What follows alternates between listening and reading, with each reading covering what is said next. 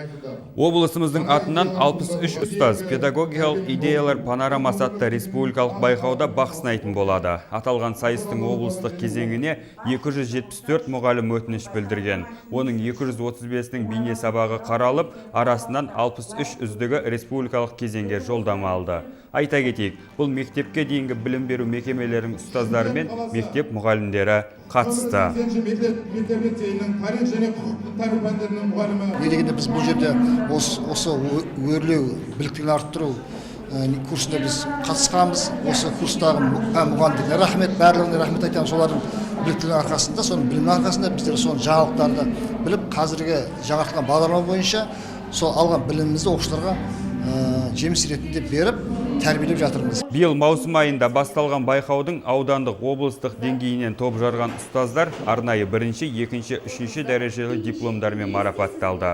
Жалпы 21 номинация бойынша марапатталған ұстаздардың арасында шебер ұстаз 2017 республикалық байқауының жүлдегері мен 30 жылдан астам уақыт бойы балаларды білім нәрімен сусындатып жүрген мұғалімдер де бар.